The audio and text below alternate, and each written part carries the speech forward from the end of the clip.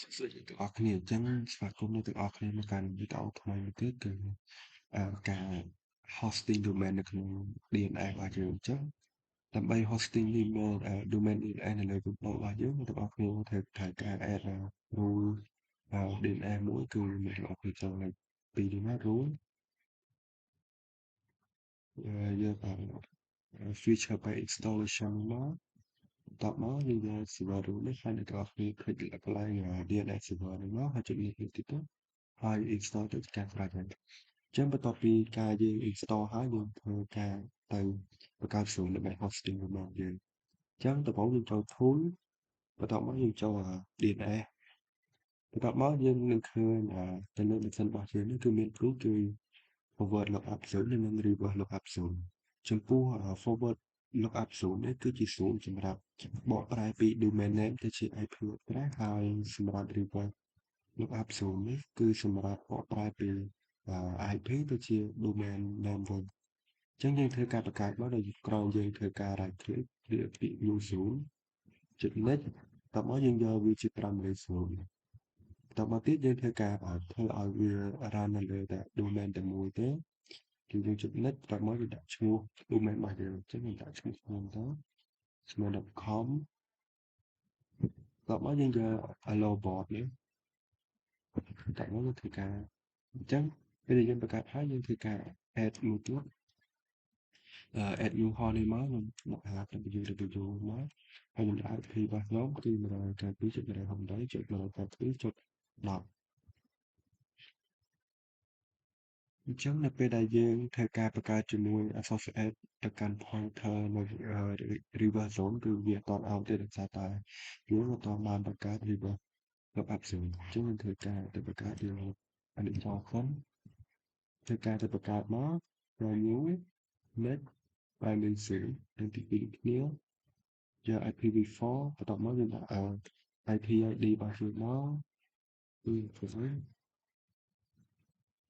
យើងយកទី2នេះគ្នា next គឺនេះអញ្ចឹងបន្ទាប់ពីយើងបង្កើតហើយគឺធ្វើការ add new pointer អញ្ចឹងអានេះមិញខ្ញុំត្រូវការបោកwww.slide.com low យើងធ្វើការ add នៅនេះទៀតមក www 192.168.192.10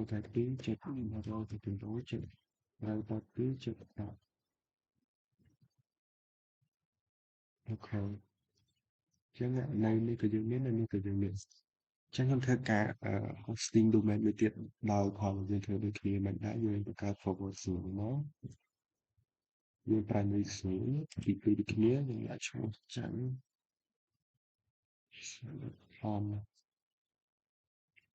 next អានេះយើងទី2ឡើងបោះ more secure ដែរ finish ចឹងបន្ទាប់ពីយើងបង្កើត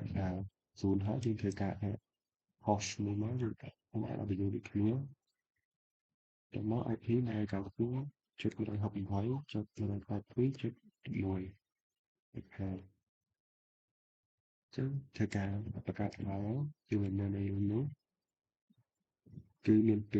ចឹងបន្តមកទៀតអ្នកទាំងអស់គ្នាចូលទៅមើលកន្លែង channel របស់យើងចូល property គឺមើលforward ណាយើងត្រូវការ add Google មួយទៀតបើសិនអ្នកទាំងអស់គ្នាអត់មានទេអ្នកទាំងអស់គ្នាចុចកន្លែង edit នេះថែប8.8 4ដងមកហើយចុចអូខេវានឹង add DNA Google ឲ្យចឹងបន្ទាប់ពីយើងបង្កើតហើយយើងធ្វើការចូលទៅកាន់ command prompt ចឹងខ្ញុំធ្វើការ ls lookup ls lookup review .com ចឹងនេះគឺវាឲ្យហើយនៅ IP address របស់ smile.com នេះគឺ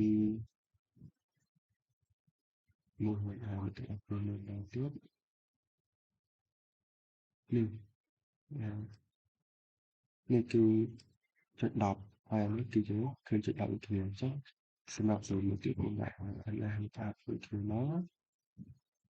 www.chanrosa.com ដូចគ្នាបាទអញ្ចឹងអានេះគឺ11អញ្ចឹងយើងអានេះគឺដំណើរការរបស់ forward zone យើងគឺដោះបកប្រែពី domain ទៅជា IP គឺជោគជ័យអញ្ចឹងយើងធ្វើការអឺប្រើ reversal ម្ដងតើវាបកប្រែពីIP ទៅកាន់ domain អ្នកវិញខាងអស់នៅតែពីចំណុច1ជួយបដិការ2ចុចថតអញ្ចឹងវាគឺវាតែធ្វើឈ្មោះបានអញ្ចឹងមួយទៀតគឺចំណុចនេះអូខេអញ្ចឹងមានថា DNA របស់យើងគឺដំណើរការហើយនៅក្នុងការបង្កើតស្នាមហ្នឹងហើយយើងអាចប្រើប្រាស់វាបានដែលបន្ទាប់ពីយើងបង្កើតតែ0 2នឹងហើយអញ្ចឹងវីដេអូនៅក្នុងការបង្កើតដែរ0នៅក្នុង DNA របស់ Windows Server 2022គឺមានប៉ុណ្ណាអរគុណទាំងអស់គ្នា